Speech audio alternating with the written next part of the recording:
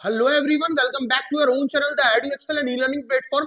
जैसे कि आप जानते हो क्लासेस के बारे में, जो हमारी क्लासेस है, जो हमारा बैच है, उसमें हम सीवीटी को टारगेट कर रहे हैं। अगर आप सीवीटी के लिए प्रिपेयर कर रहे हो या फिर आप एएमयू बीटेक के लिए प्रिपेयर कर रहे हो तो इस चैनल से आपका रिवीजन हो रहा है। मैं आपको बता दूं, जो मैथमेटिक्स का मैंने सिलेबस बताया था उसी के अकॉर्डिंग हम क्लासेस यहां पर अपलोड कर रहे हैं। कल ही हमने प्रोबेबिलिटी चैप्टर स्टार्ट किया और कल मैंने आपको बेसिक्स ऑफ प्रोबेबिलिटी बताए थे। और बेसिक्स ऑफ प्रोबेबिलिटी के बाद हमने एक पर्टिकुलर क्वेश्चन देखे कि अगर कॉइन बेस्ड प्रोबेबिलिटी पर सवाल आ गया तो हमारी बेस्ट अप्रोच क्या होगी। उसके लिए हमें परमुटेशन और कॉम्बिनेशन की बेसिक नॉलेज होनी चाहिए। उसके बाद मैंने आपको बताया कि अगर डाइस बेस्ड क्वेश्चन आ गया उसके लिए हमें कम से कम सेट थ्योरेटिकल अप्रोच जो होती है प्रोबेबिलिटी की, उसकी नॉलेज होनी चाहिए। हमने दोनों में से ही कुछ पर्टिकुलर क्वेश्चन भी करे थे। आज की क्लास में हम देखने वाले हैं हमारे पास जो तीसरा टाइप होता है that is called based probability, वो क्या है। ठीक है, तो आज हम कार्ड बेस्ड प्रोबेबिलिटी देखेंगे। Card based probability, card based probability की अगर बात करी जाए तो कार्ड बेस्ड प्रोबेबिलिटी में इसका जो बेसिक स्ट्रक्चर है वो ये कि हमारे पास टोटल 52 कार्ड्स हैं और सबसे पहले इन टोटल 52 कार्ड्स का जो डिवीजन है वो होता है कलर बेस्ड डिवीजन। ठीक है, पहले आप 26 कार्ड रेड डिस्ट्रीब्यूट करोगे और दूसरा डिवीजन 26 कार्ड ब्लैक डिस्ट्रीब्यूट करोगे। ठीक है, 26 रेड कार्ड और 26 ब्लैक कार्ड। ठीक है, सबसे इंपॉर्टेंट पहला जो डिवीजन है वो कलर बेस्ड है, यानी आप 52 को आधा आधा डिवाइड करोगे, 26 रेड कार्ड और 26 आपके ब्लैक कार्ड होने वाले हैं। अब ये जो 26 रेड कार्ड होंगे, इन 26 में से आप 13-13 का स्लॉट बनाओगे। 13 कार्ड अलग जिन्हें आप डायमंड बोलोगे और 13 कार्ड अलग जिन्हें आप हर्ट बोलोगे। ठीक है, यहां 13 जो 26 ब्लैक कार्ड है, उन 26 ब्लैक कार्ड में भी 13-13 का डिवीजन, 13 कार्ड आपके क्लब के होंगे और 13 कार्ड आपके स्पेट्स के होंगे। ठीक है, ये हमारा टोटल 52 कार्ड का डिवीजन होता है। ठीक है, एक बार दोबारा रिपीट कर रहा हूं। सबसे पहले हमारे पास जो 52 कार्ड है, उन 52 कार्ड में पहला डिवीजन कलर बेस्ड डिवीजन होगा, यानी 26 रेड और 26 ब्लैक।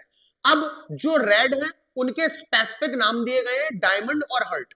13 कार्ड डायमंड के और 13 कार्ड हर्ट के। ठीक है, जो 26 ब्लैक है उसमें स्पेसिफिक नाम दिए गए हैं क्लब और स्पेड्स के कार्ड। 13 कार्ड क्लब के और 13 कार्ड स्पेड के। अब आप इन चारों डिवीजन में से 13 कार्ड पूरे के पूरे खोल लो, इन सबकी शक्लें एक जैसी होंगी। फॉर एग्जाम्पल, अगर मैं ये 13 कार्ड खोल करके दिखाता हूं, ठीक है, मैं 13 कार्ड्स की बात कर रहा हूं, तो एक हमारे पास जो पहला पत्ता होगा वो होगा इक्का, हुक्म का इक्का, एस, देन किंग, राजा है तो रानी भी होगी, जैक, 10, 9, 8, 7, 6, 5, 4, 3 और 2। ठीक है, 1, 2, 3, 4, 5, 6, 7, 8, 9, 10, 11, 12, 13, टोटल 13 कार्ड। ये 10 से लेके 9, 10 से लेके 2, ये होते हैं हमारे डिजिट कार्ड, ये होते हैं हमारे डिजिट कार्ड। ठीक है, तो अगर आप डिजिट कार्ड को काउंट करो तो 1, 2, 3, 4, 5, 6, 7, 8, 9, 9 डिजिट कार्ड है एक में। ऐसे ही इसके पास और उसके पास होंगे, यानी 4 स्लॉट, 9 इंटू 4, 9 4 जा 36, हमारे पास टोटल 36 डिजिट कार्ड होते हैं।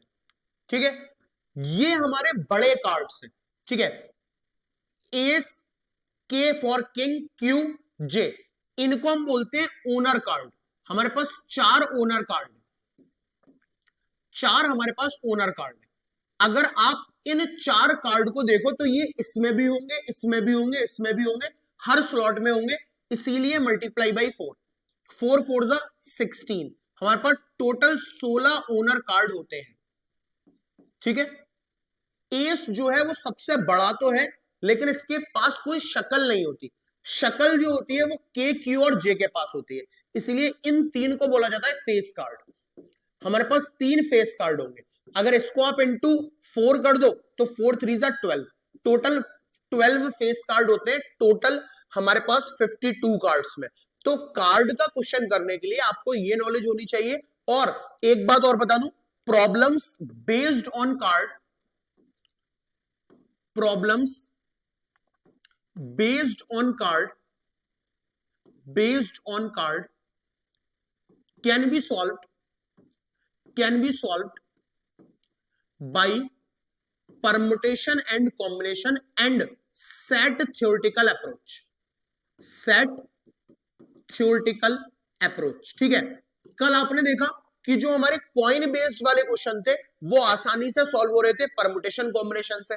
फिर हमने देखा डाइस बेस्ड वाले जो क्वेश्चन थे वो आसानी से सॉल्व हो रहे थे हमारा सेट अप्रोच ऑफ प्रोबेबिलिटी से, जहां पर हमने एक क्वेश्चन भी करा था, probability of A union B will be equal to probability of A plus probability of B minus probability of intersection B. लेकिन जो कार्ड वाले क्वेश्चन होते हैं उसमें पीएनसी भी लग सकता है आपका, यानी परमुटेशन और कॉम्बिनेशन भी लग सकता है और सेट थ्योरेटिकल अप्रोच भी लग सकती है। मैं दोनों एक एक एग्जांपल लेकर के दिखाता हूं ताकि आपको क्लैरिटी आ जाए, बट उससे पहले please pause the video and note it down. इसको नोट करेंगे।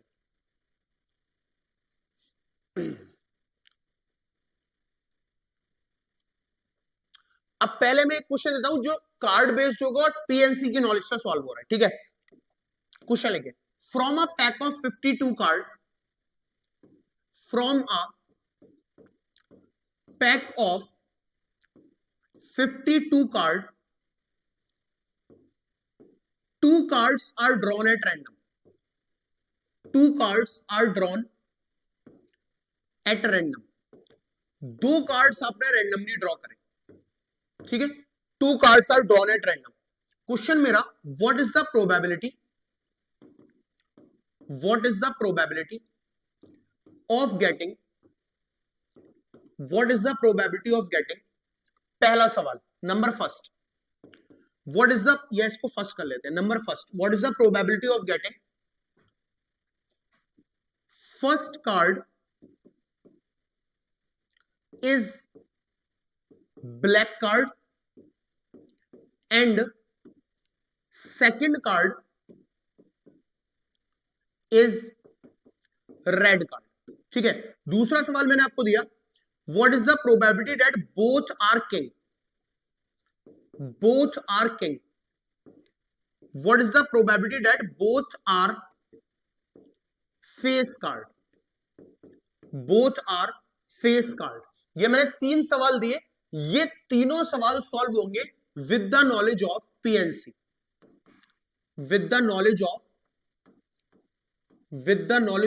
पीएनसी, आपको पीएनसी परमुटेशन कॉम्बिनेशन की नॉलेज है तो ये सवालों को आप सॉल्व कर सकते हो। जैसे मैं सॉल्यूशन दे रहा हूं, ठीक है, सबसे पहले मैं इंटरेस्टेड हूं टोटल आउटकम में।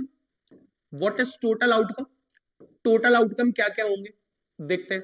टोटल आउटकम होंगे 52 कार्ड है, लेकिन हमने 2 कार्ड ड्रॉ करे, तो total outcome will be equal to 52C2।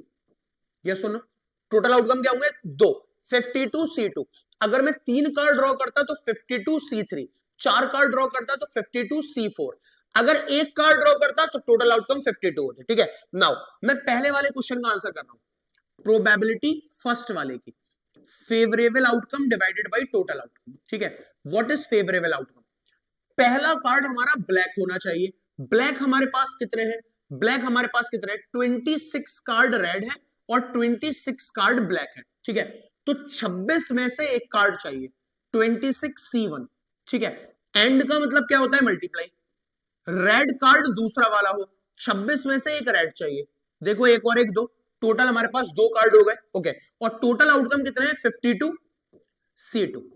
Solve करना आप जानते हो, 26C1 26 upon 52C2 is what 52, 51, 1 और 2 सॉल्व करेंगे, आंसर आ जाएगा। ठीक है, second question, both are king, यानी प्रोबेबिलिटी सेकंड वाले की, दोनों किंग हो, तो किंग मेरे पास टोटल कितने हैं? हर एक स्लॉट में एक किंग है, और टोटल किंग कितने होंगे? 4 स्लॉट है, 4 किंग होंगे, 4 में से मुझे दोनों किंग चाहिए, यानी 4c2 divided by 52c2। What is 52c2? Total outcome. ठीक है, तीसरा वाला देखो, what is the probability of third वाले की? थर्ड वाला क्या है? हमें दोनों कार्ड फेस कार्ड चाहिए। जरा यहां देखो, फेस कार्ड हमारे पास कितने हैं? फेस कार्ड एक में 3 है, और 4 स्लॉट है, तो 3 4 12, टोटल 12 फेस कार्ड है। 12 में से दोनों फेस कार्ड चाहिए, यानी 12c2 डिवाइडेड बाई 52c2। जो भी आंसर आएगा that is our perfect answer. तो अगर हमारा क्वेश्चन इस तरीके का है, तो बेस्ट अप्रोच ये है कि आप पीएनसी अप्लाई करो। अब मैं आपको एक कार्ड वाला क्वेश्चन और देता हूं, जहां पर हम सेट थ्योरेटिकल अप्रोच अप्लाई करेंगे। Please pause the video and note it down.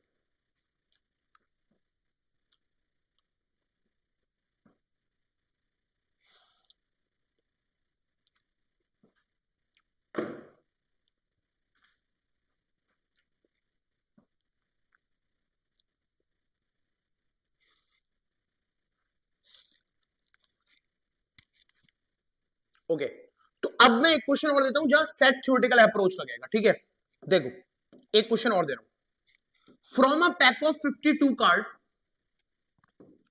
From a pack of 52 card, 52 cards का पैक है, अ card is drawn at random, a card is drawn at random. आपने एक कार्ड ड्रॉ करा randomly. ठीक है, अ card is drawn at random. Now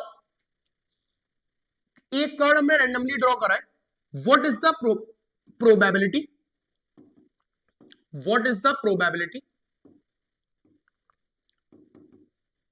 what is the probability that the card is owner card और अ face card, owner card या एक face card. Now this is important.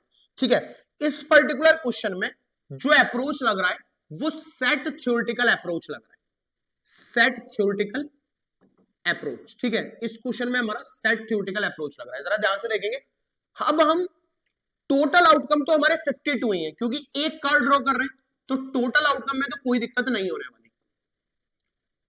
Total outcome हमारे पास 52 है, मतलब 52 ही है। ठीक है, टोटल आउटकम इज 52। अब हो क्या रहा है, हमारे पास 52 कार्ड्स का एक पैक है, हमने उसमें से एक कार्ड निकाला। ठीक है, आपको इस बात की प्रोबेबिलिटी बतानी है, वो जो कार्ड आप निकाल रहे हो वो या तो ओनर कार्ड हो, या फिर फेस कार्ड हो, और आ गया या फिर फेस कार्ड हो। तो मैंने कल ही आपको बताया था कि ए जो इवेंट है हमारा वो ये है कि ओनर कार्ड, ओनर कार्ड, ये तो ए हो गया। बी जो इवेंट है हमारा वो क्या है कि वो एक फेस कार्ड, ये बी हो गया। बीच में और लगा है, मतलब ये प्रोबेबिलिटी ए यूनियन बी की मांग रहा है। और का मतलब क्या होता है? और का मतलब होता है यूनियन। ठीक है, ये हमसे प्रोबेबिलिटी ए यूनियन बी की मांग रहा है, जो हमने कल पढ़ा था। Probability of A union B will be equal to probability of A plus probability of B minus probability of A intersection B. ठीक है, हमें ये सॉल्व करना है।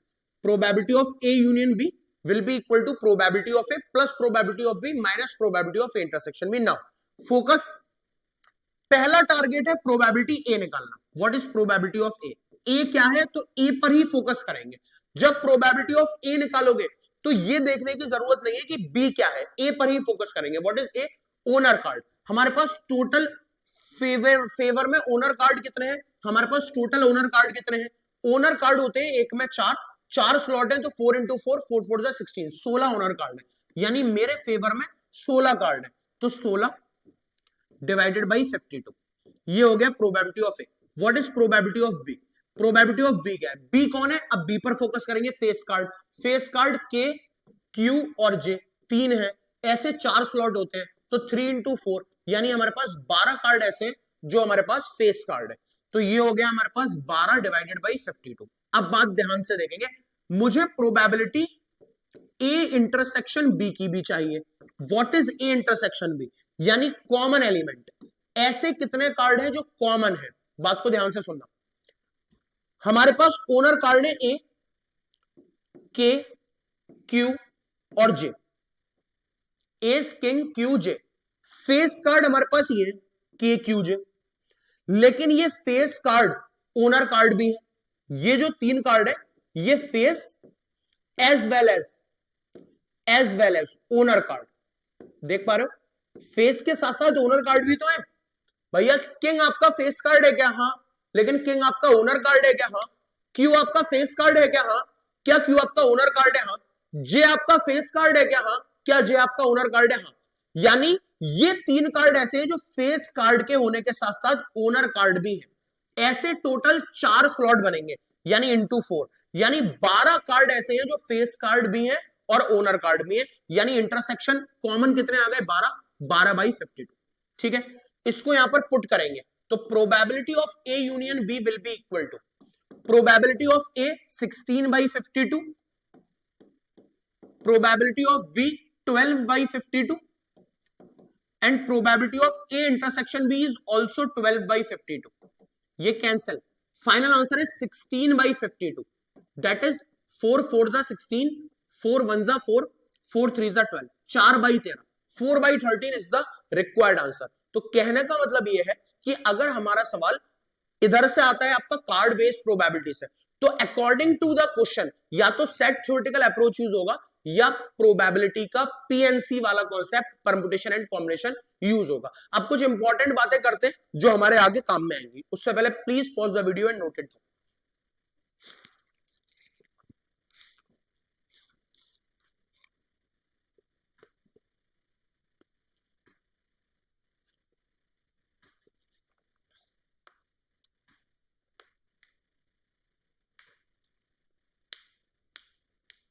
ओके, तो अब हम बात करते हैं कुछ इंपॉर्टेंट टर्मिनोलॉजीज पर। सम इंपॉर्टेंट फॉर्मूलाज बोल लो या सम इंपॉर्टेंट नोट्स बोल लो जो इस चैप्टर को सॉल्व करते में, इस चैप्टर की प्रॉब्लम सॉल्व करते में हमारे काम में आएगा। पहला note, if A and B are two events, if A and B are two events, अगर A और B हमारे पास 2 इवेंट्स हैं, ठीक है, तो आप प्रोबेबिलिटी A यूनियन B की निकालना जानते हो। Probability of A union B will be equal to what? Probability of A plus probability of B और minus probability of A intersection B। ये हम जानते हैं, ठीक है, बहुत अच्छे से जानते हैं, ठीक है, कल ही पढ़ा है। नई बात क्या है? नई बात क्या है? नई बात यह है, अगर क्वेश्चन में हमें यह बता दिया जाता है if A and B are mutually exclusive event, mutually exclusive event, exclusive event, ठीक है, अगर ए और बी हमारे पास म्यूचुअली एक्सक्लूसिव इवेंट है तो म्यूचुअली एक्सक्लूसिव इवेंट वो होते हैं जिनके इंटरसेक्शन की प्रोबेबिलिटी 0 होती है। मतलब probability A intersection B will be equal to 0। याद रखिएगा, ये बात इंपॉर्टेंट है, ठीक है। म्यूचुअली एक्सक्लूसिव इवेंट होने का मतलब क्या है? अगर आप ए और बी 2 इवेंट को म्यूचुअली एक्सक्लूसिव इवेंट बोलते हो, मतलब उनके इंटरसेक्शन की प्रोबेबिलिटी 0 होगी, मतलब probability of A intersection B will be equal to कितना? 0। अब अगर मैंने बोल दिया कि ए और बी म्यूचुअली एक्सक्लूसिव इवेंट है, तो probability of A union B will be equal to probability of A plus probability of B, क्योंकि इंटरसेक्शन की प्रोबेबिलिटी तो 0 हो गई, हट गया। ये आंसर होगा कब? जब ए और बी म्यूचुअली एक्सक्लूसिव इवेंट, ठीक है। एक बात तो हमें ये क्लियर होनी चाहिए, समझ में आनी चाहिए कि नॉर्मल फॉर्मूला, अगर हमारा ए और बी मेरे नॉर्मल इवेंट्स हैं, ए और बी हमारे 2 इवेंट्स हैं नॉर्मल, तो उनके लिए probability of A union B will be equal to probability of A plus probability of B minus probability of A intersection B. लेकिन अगर हमें क्वेश्चन में ये दिखाई दे गया या ये गिवन इंफॉर्मेशन में है कि ए और बी म्यूचुअली एक्सक्लूसिव इवेंट है, इसका मतलब ये है कि उनके इंटरसेक्शन की प्रोबेबिलिटी 0, मतलब probability of A union B will be equal to probability of A plus probability of B. और क्या बात है, दूसरी बात, if A and B are two independent events, अगर ए और बी आपके दो इंडिपेंडेंट इवेंट्स हैं, then probability of A intersection B will be equal to probability of A multiply by probability of B. ये बात याद रखेंगे, ठीक है। अगर ए और बी हमारे दो म्यूचुअली एक्सक्लूसिव इवेंट है तो ए और बी के इंटरसेक्शन की प्रोबेबिलिटी 0 होगी। लेकिन अगर क्वेश्चन ये बोल रहा है कि ए और बी आपके दो इंडिपेंडेंट इवेंट्स हैं, अगर ए और बी दो इंडिपेंडेंट इवेंट्स हैं तो उनके इंटरसेक्शन की प्रोबेबिलिटी क्या होगी, probability of A multiply by probability of B. तो ये दो इंपॉर्टेंट बात नोट करेंगे, आगे भी कुछ इंपॉर्टेंट फॉर्मुलेज और नोट्स हैं, आगे बात करते हैं, लेकिन please pause the video and note it down. याद रखा जाएगा बेटा, म्यूचुअली एक्सक्लूसिव के लिए इंटरसेक्शन की प्रोबेबिलिटी 0 और इंडिपेंडेंट के लिए इंटरसेक्शन की प्रोबेबिलिटी कैसे आएगी, probability of A multiply by probability of B.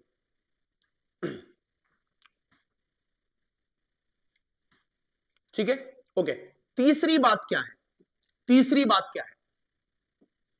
तीन इवेंट्स अगर हैं हमारे, if A B C are three events, अगर ए बी सी हमारे थ्री इवेंट्स हैं तो क्या हम इनका यूनियन की प्रोबेबिलिटी बता सकते हैं? What is the probability of A union B union C? That is probability of A plus probability of B plus probability of C minus दो का intersection minus A intersection B की probability minus B intersection C की probability minus C intersection A की probability minus और तीनों के intersection की probability plus. Okay, ये होता है हमारा probability of A union B union C. ठीक है, A union B union C, that is probability of A union B union C. What is probability of A union B union C? Probability of A plus probability of B plus probability of C, दो का intersection की probability minus probability of A intersection B minus probability of B intersection C minus probability of C intersection ए, और last में तीनों के intersection की probability plus probability of A intersection B intersection C. अगर हमें ये पता पड़ जाता है if A B C are mutually exclusive events, अगर ए और बी हमारे म्यूचुअली एक्सक्लूसिव इवेंट्स हैं, तो म्यूचुअली एक्सक्लूसिव इवेंट्स होते हैं जिनकी इंटरसेक्शन की प्रोबेबिलिटी 0 हो, यानी प्रोबेबिलिटी ए इंटरसेक्शन बी 0 हो जाएगा, प्रोबेबिलिटी बी इंटरसेक्शन सी 0 हो जाएगा, प्रोबेबिलिटी सी इंटरसेक्शन ए 0 हो जाएगा, और तीनों का intersection A intersection B intersection C की प्रोबेबिलिटी 0 हो जाएगी। या सुनो, यही म्यूचुअली एक्सक्लूसिव इवेंट की डेफिनेशन है कि भैया म्यूचुअली एक्सक्लूसिव इवेंट होते क्या है कि इंटरसेक्शन की प्रोबेबिलिटी 0 आ जाए, तो ए इंटरसेक्शन बी की प्रोबेबिलिटी भी 0, बी इंटरसेक्शन सी की प्रोबेबिलिटी भी 0, सी इंटरसेक्शन ए की प्रोबेबिलिटी भी 0 और तीनों के इंटरसेक्शन की प्रोबेबिलिटी भी 0। यानी अगर ये हो जाता है तो क्या ये क्लियर हो पा रहा है कि probability of A union B union C will be equal to probability of A plus probability of B plus probability of C ही होगा। ये 0 ये 0 ये 0 और लास्ट वाला 0, तब सिर्फ इतना ही होगा। तीनों का यूनियन की प्रोबेबिलिटी ऐसे लिख लेंगे क्योंकि इंटरसेक्शन 0 हो चुका है। और इसी के साथ साथ चौथी बात, अगर मुझे ये पता है कि if A B C are independent events, ये इंडिपेंडेंट इवेंट्स है, तो इंडिपेंडेंट की डेफिनेशन आप जानते हो कि जब आप इनका इंटरसेक्शन की प्रोबेबिलिटी निकालोगे तो that will be equal to probability of A multiply by probability of B multiply by probability of C, that is the definition of independent events. ठीक है, ये दो बिल्कुल पुराने वाले जैसे, लेकिन दिस इज फॉर जब आपके पास 3 इवेंट हो जाए एबीसी। इसको पॉज करके नोट करेंगे, फिर आगे बात करते हैं। Okay,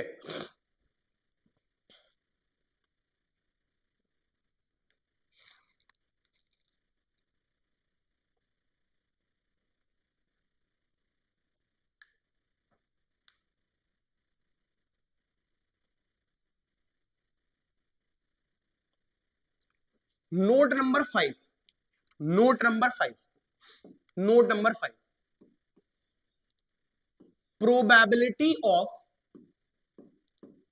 A when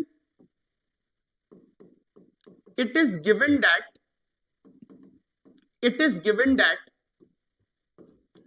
B occurs, ठीक है। ए की प्रोबेबिलिटी क्या होगी जब ये दे दिया जाए कि बी हो चुका है, is denoted by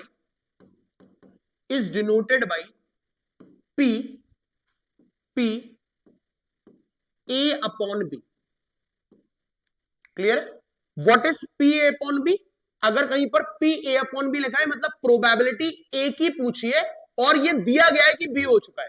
what is A upon B? यानी प्रोबेबिलिटी ऑफ ए क्या होगी when it is given that B occur, हमें पता है बी हो चुका है। Answer is probability of A intersection B upon probability of B. ठीक है, पी ए अपॉन बी क्या होता है? ऊपर intersection probability of A intersection B upon probability of B, नीचे कौन आएगा? जो हो चुका है। इसी बात को आप ऐसे समझ सकते हो, what is the probability of B, B की प्रोबेबिलिटी क्या होगी when it is given that जब ये दिया हुआ है ए ऑलरेडी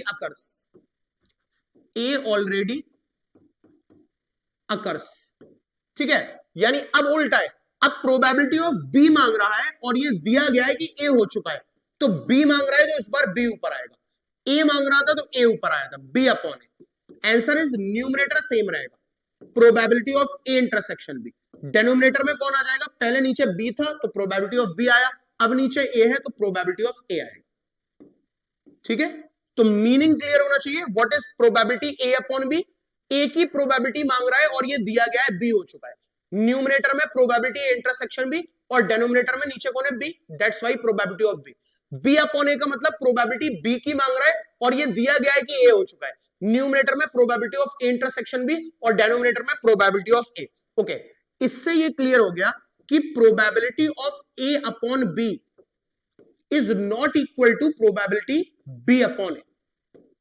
ठीक है, इसको नोट करेंगे फिर आगे बात करते हैं 5, 6 नेक्स्ट 7 पर। ठीक है,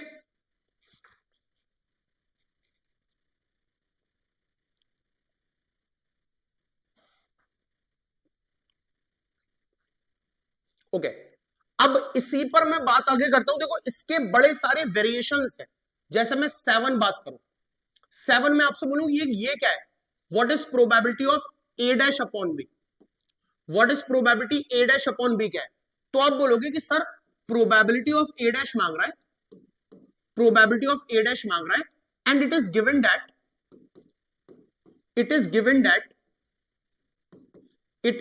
दैट बी अकर, बी हो चुका है। यही तो मतलब है। आपने कहा ठीक है, तो अब अगर मैं इसका आंसर निकालना चाहता हूं probability A dash upon B का, तो रटने की जरूरत थोड़ी है, हमने समझा हुआ है न्यूमरेटर में दोनों का इंटरसेक्शन, यानी probability A dash intersection B divided by denominator में B, probability of B. Yes और नो? अब लिखने के अलग अलग तरीके हैं। इसका न्यूमरेटर देखो, न्यूमरेटर क्या है? Probability A dash intersection B, यानी ये हमसे कह रहा है प्रोबेबिलिटी ए डैश, ए बिल्कुल नहीं चाहिए, इंटरसेक्शन बी, बी चाहिए। ठीक है, और इसको मैं ऐसे भी लिख सकता हूं, probability A dash intersection B upon what is probability of B?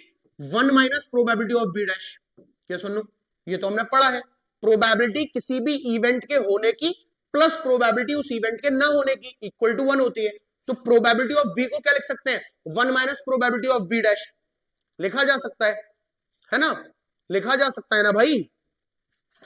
बिल्कुल लिखा जा सकता है। ठीक है, तो ये वेरिएशंस है, आप इसको कैसे भी लिख सकते हो। अब एक चीज और है, मान लो मैं आपसे पूछूं, अब देखो अलग अलग दिखा रहा हूं शक्लें, एक शक्ल तो ये है, एक शक्ल ये है कि मैं पूछूं प्रोबेबिलिटी बी अपॉन ए डैश क्या होगा? बी अपॉन ए डैश, तो आप बोलोगे ऊपर आएगा intersection B intersection A dash, नीचे आएगा प्रोबेबिलिटी ए डैश की, और क्या लिख सकते हैं? Probability B intersection A dash, और ए डैश को लिख सकते हैं 1 minus probability of A.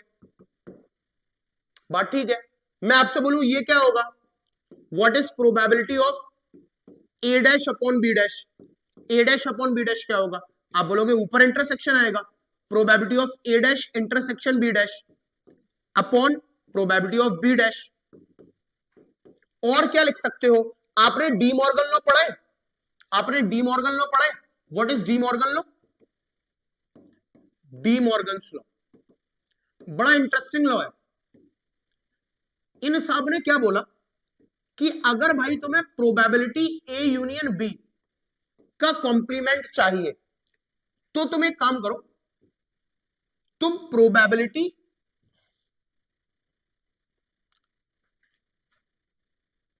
Of ए का कॉम्प्लीमेंट प्रोबेबिलिटी ऑफ बी का कॉम्प्लीमेंट ले लो और अंदर यूनियन है तो बाहर इंटरसेक्शन दे दो।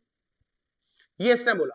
चलो पहले मैं तुम्हें वैसे समझाता हूं सेट के फॉर्म में। जैसे ये होता है डी मॉर्गन लॉ, अगर मुझे ए यूनियन बी का कॉम्प्लीमेंट चाहिए तो आंसर इज ए का कॉम्प्लीमेंट बी का कॉम्प्लीमेंट, अंदर यूनियन है तो बाहर इंटरसेक्शन। या दूसरी बात क्या है, अगर तुम्हें ए इंटरसेक्शन बी का कॉम्प्लीमेंट चाहिए तो ए का कॉम्प्लीमेंट बी का कॉम्प्लीमेंट, अंदर इंटरसेक्शन है तो बाहर यूनियन। ठीक है, ये डी मॉर्गन लॉ। अब प्रोबेबिलिटी में जब इसे अप्लाई करोगे, जैसे मान लो इसको अप्लाई कर रहा हूं, तो मुझे प्रोबेबिलिटी ए इंटरसेक्शन बी का कॉम्प्लीमेंट चाहिए, है ना? तो आंसर इज आप प्रोबेबिलिटी ए कॉम्प्लीमेंट की ले लो, प्रोबेबिलिटी बी कॉम्प्लीमेंट की ले लो, अंदर इंटरसेक्शन है तो बाहर क्या आ जाएगा? यूनियन आ जाएगा।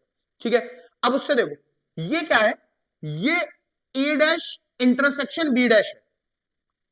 ये क्या है? ये ए डैश इंटरसेक्शन बी डैश है। अब इसको मैं ए डैश इंटरसेक्शन बी डैश को मैं अलग अलग फॉर्मेट से लिख सकता हूं। ए डैश इंटरसेक्शन बी डैश को मैं अलग अलग फॉर्मेट से लिख सकता हूं डी मॉर्गन लॉ के हिसाब से। ठीक है, और नीचे मैं सिर्फ इतना बोल सकता हूं कि probability of A dash intersection B dash upon 1 minus PB, 1 minus probability of B. ऊपर अब मैं कोई भी मतलब इसका यूज करके कुछ भी लिख दूं तो वो मेरी मर्जी है। इंपॉर्टेंट ये है कि आप ये देख पाओ कि एक्चुअल फॉर्मूला क्या है, वेरिएशन तो उसके हिसाब से हम दे ही देंगे। ठीक है, अब देखो एक मैं एक चीज और दिखाता हूं आपको, वो 8 नोट में यूज करेंगे, लेकिन उससे पहले प्लीज पॉज द वीडियो बेटा and note it down.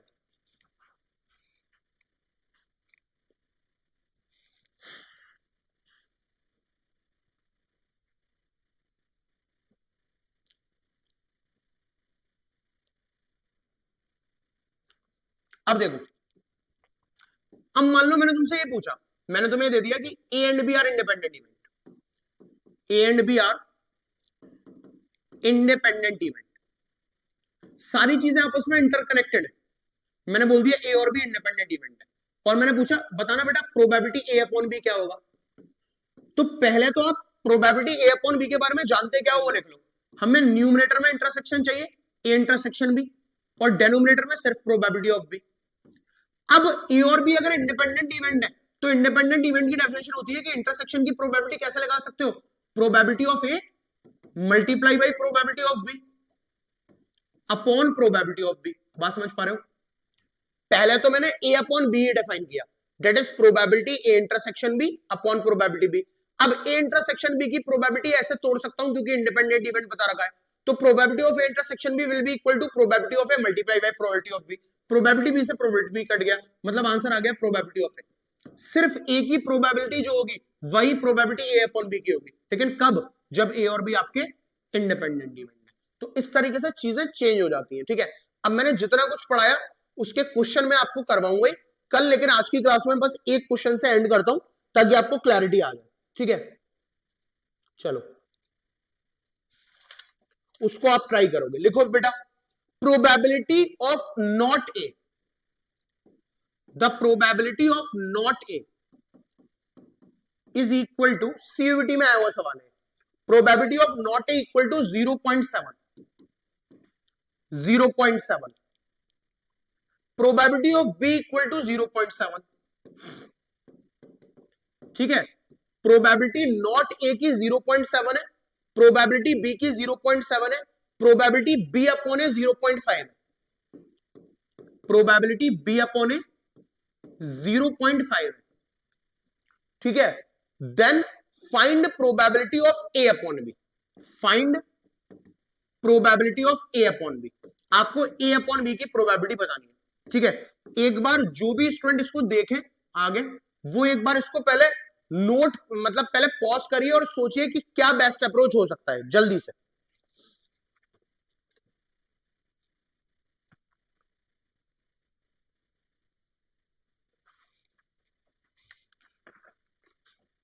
Best approach बेटा इसका क्या हो सकता है, बताऊं मैं आपको। देखो, हमें प्रोबेबिलिटी ए अपॉन बी की निकालनी है, तो प्रोबेबिलिटी ए अपॉन बी होता क्या है पहले ये देख लो। हमें प्रोबेबिलिटी ए इंटरसेक्शन बी की चाहिए और नीचे प्रोबेबिलिटी ऑफ बी चाहिए, ये आंसर्स मुझे चाहिए, ठीक है, ओके। नॉट ए का मतलब हो गया ये प्रोबेबिलिटी ए डैश की है, दैट इज 0.7। तो अगर ए डैश की प्रोबेबिलिटी 0.7 है तो मेरे पास ए की प्रोबेबिलिटी आ गई, क्योंकि मैं जानता हूं probability of E plus probability of E dash is equal to 1 होती है, तो प्रोबेबिलिटी ऑफ ए आ गई 1 माइनस 0.7 दैट इज 0.3, ये इसका यूज हो गया। प्रोबेबिलिटी ऑफ बी कितनी दी हुई है, 0.7 दी हुई है, ठीक है। प्रोबेबिलिटी ऑफ बी डैश निकालना चाहे तो निकाल सकते हैं, दैट इज 0.3। अब इसको देखते हैं, ये क्या है, हमें प्रोबेबिलिटी बी अपॉन ए की दी हुई है 0.5। What is B upon A, probability of A intersection B upon probability of A is equal to 0.5। यहां से प्रोबेबिलिटी ए इंटरसेक्शन बी की आ जाएगी, probability A intersection B will be equal to 0.5 into probability of A, that is 0.5 into what is probability of A, ये use कर सकते हैं 0.3, 5 3 15, 0.15। What is 0.15, A intersection B की प्रोबेबिलिटी है, ठीक है। यहां लगा देते हैं, ये भी इंटरसेक्शन बी है, तो प्रोबेबिलिटी 0.15 ए इंटरसेक्शन बी हो गया और डिवाइड में probability of B that is 0.7 हो गया, ठीक है। ऊपर नीचे अगर 10 10 का मल्टीप्लाई कर लेते हो तो आई कैन राइट इज 1.5/7, जो 0 से 1 के बीच में, तो आंसर इज दिस, ठीक है। तो इस तरीके से हमें इसको करना है। तो आज की क्लास में हमारी जो प्रोबेबिलिटी है उसकी लगभग थ्योरी कंप्लीट हो गई। अब एक लेक्चर हमारा और बचा है जो हम प्रोबेबिलिटी के ऊपर लेंगे, और उस पर्टिकुलर लेक्चर में हम जो सीयूईटी लास्ट ईयर 2022, 2023, 2024 में ना मैं आए हुए सीयूईटी का सवाल है प्रोबेबिलिटी पर, और जो हमारे एएमयू बीटेक में आए हुए सवाल है जो इससे रिलेटेड है, उनको टारगेट करेंगे, ठीक है। तो वो हमारी थर्ड क्लास होगी और फाइनल क्लास होगी प्रोबेबिलिटी की, ठीक है। और इसके साथ साथ मैं आपको बता दूं कि हमारे बैचेस स्टार्ट हो चुके हैं। अगर आप किसी भी पर्टिकुलर एंट्रेंस के लिए प्रिपेयर कर रहे हो, चाहे वो 6th एंट्रेंस हो, चाहे वो 9th एंट्रेंस हो, चाहे वो 11th एंट्रेंस हो, या एएमयू बीटेक या एएमयू बीएससी या कोई भी अदर एंट्रेंस, तो 26 जनवरी की वजह से उस पर एक डिस्काउंट चल रहा है, आप उसको यूज करके उसके प्राइस कम करा सकते हो, या मेरा कोड यूज कर सकते हो और वो कोर्स को परचेस कर सकते हो। बाकी आपकी ऑनलाइन क्लासेस ये चलती रहेंगी जिसमें हम सीयूटी को टारगेट कराते रहेंगे। ओके, अल्लाह हाफिज टू ऑल, तो मिलते हैं कल की क्लास में। Thank you so much.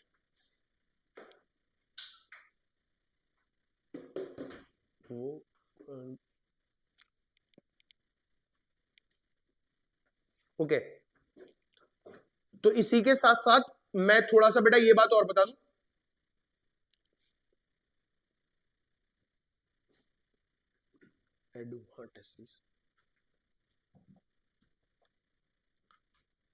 ये बेटा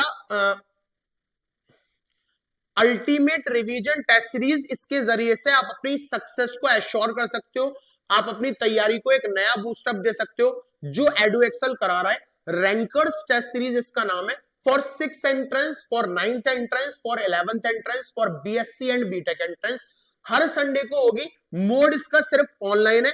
फर्दर इंफॉर्मेशन के लिए आप 7302417079 या 8126417079 पर कॉल कर सकते हो। जो जगह रहेगी वो ये अपोजिट शाहजी डेयरी, नूर मंजिल, दोतपुर, अलीगढ़, जो एडू एक्सेल का सेंटर है, वहां पर आपकी ये टेस्ट सीरीज होने वाली है और इसका कोई चार्ज नहीं है, ये फ्री टेस्ट सीरीज है। आप ये क्यूआर कोड भर के अपनी इंफॉर्मेशन को फर्दर फिल कर सकते हो और टेस्ट सीरीज को ज्वाइन कर सकते हो। Okay, thank you very much.